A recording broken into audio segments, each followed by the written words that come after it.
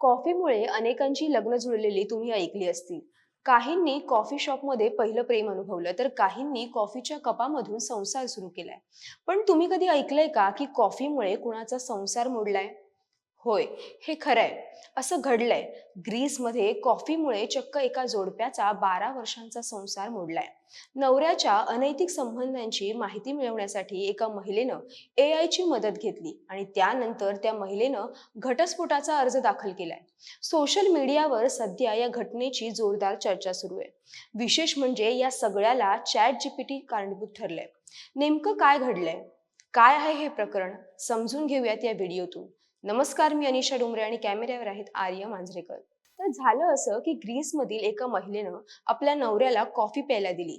Coffee संपवल्यानंतर या coffee कपाच्या तळाला उरलेल्या अवशेषांचे फोटो काढून त्याचं ChatGPT द्वारे विश्लेषण करून घेतलं. त्यावर ChatGPTनं असं काही उत्तर दिलं की तिनं थेट नवऱ्याला घटस्फोट देण्याचा निर्णय घेतला.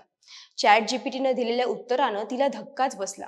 ChatGPTनं सांगितलं की तिचा नवरा दुसऱ्या एका महिलेबद्दल स्वप्नरंजन करतोय आणि तिचं नाव इंग्रजी अक्षर ई या अक्षरानं सुरू होतं आणि ही महिला त्यांचं घर उद्ध्वस्त करण्याच्या मागे आहे.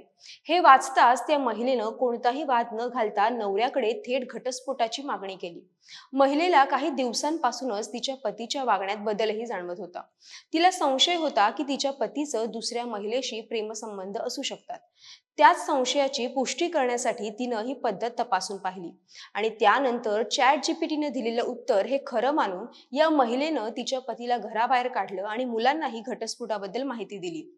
महिलेनं पतीला कायदेशीर नोटीस पाठवली. नवऱ्याला सगळा प्रकार सुरुवातीला गंमत वाटली, मात्र घडलेल्या प्रकारानं नवऱ्याला देखील धक्का बसला. पतीच्या वकिलांनं स्पष्टपणे सांगितले की AI कॉफी रिडिंगला न्यायालयात वैध पुरावा मानला जाऊ शकत नाही. हा एक वैयक्तिक गैरसमज आहे. ग्रीसमधील कायद्यानुसार AIनं केलेली भविष्यवाणी ही ग्राह्य धरली जात नाही. मात्र ही महिला घटस्फोटाच्या निर्णयावर अद्यापही ठाम आहे. ग्रीसमधील या अनोख्या प्रकरणानं सर्वांचं लक्ष वेधलंय आणि महत्वाचं म्हणजे 12 वर्षांपूर्वी या दोघांचा विवाह झाला असून या दोघांनाही 2 मुलं आहेत. या महिलेनं पारंपरिक टॅसिओग्राफीसाठी ChatGPTचा वापर केला. यावेळी तिने पतीच्या कॉफी कपातील उरलेल्या नमुन्यांचे फोटो ChatGPTवर अपलोड केले आणि त्यानंतर टॅसिओग्राफी पद्धतीचा वापर करत याचं विश्लेषण करण्यास सांगितलं. ही टॅसिओग्राफी म्हणजे नेमकं काय आणि कुठून आली ही कला? तर टॅसिओग्राफी म्हणजे एक प्राचीन कला आहे.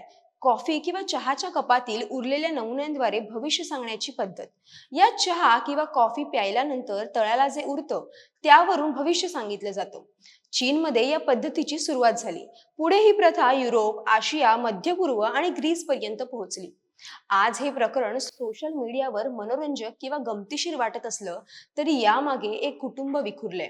2 मुलं, 12 वर्षांचा संसार आणि एक नातं जे कदाचित परस्पर संवादानं टिकू शकलं असतं.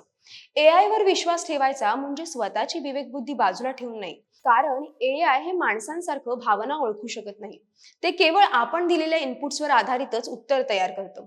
या विशिष्ट प्रकरणात कॉफी कपातील नमुन्यांचे फोटो आणि त्यांचं विश्लेषण म्हणजे एक काल्पनिक तर्क ज्याचा वास्तवाशी फारसा संबंध नव्हता. या घटनेतून अधोरेखित होतं की AIचे अंधानुकरण हे किती धोकादायक ठरू शकतं. तंत्रज्ञान, विशेषतः कृत्रिम बुद्धिमत्ता अर्थात AI, आपल्या जीवनाचा एक महत्त्वाचा भाग होत असलं तरी त्याचे अंधानुकरण किंवा अतिरेकी वापर आपल्या वैयक्तिक नातेसंबंधांवर परिणाम करू शकतं. AI हे केवळ माहितीचा स्रोत आहे. ते अंतिम सत्य सांगणारी यंत्रणा नव्हे. ChatGPT किंवा कोणतेही AI टूल हे मानवी भावभावना समजू शकत नाही. त्यामागचा संदर्भ, नातेसंबंधांची गुंतागुंत आणि भावनिक गुंतवणूक याचा अंदाज लावणं हे AI साठी अशक्य आहे, कारण ती एक निर्जीव यंत्रणा आहे. म्हणूनच तंत्रज्ञानावर न विसंमता संवाद, विश्वास आणि प्रत्यक्ष पुराव्यांवर आधारित निर्णय घेणं हे अधिक योग्य ठरेल. ग्रीसमधील या घटनेत महिलेनं एक पारंपरिक तंत्र टॅसिओग्राफी हे AIच्या मदतीनं वापरलं. पण हे लक्षात घेतलं पाहिजे की हे विश्लेषण हे वैज्ञानिक पुराव्यांऐवजी भावनिक अन्वय लावण्यावर आधारित होतं. एखाद्या नात्याचा शेवट इतक्या तर्कविरुद्ध आधारावर होणं ही खरं तर चिंतेची बाब आहे. या सगळ्याबद्दल तुम्हाला काय वाटतं?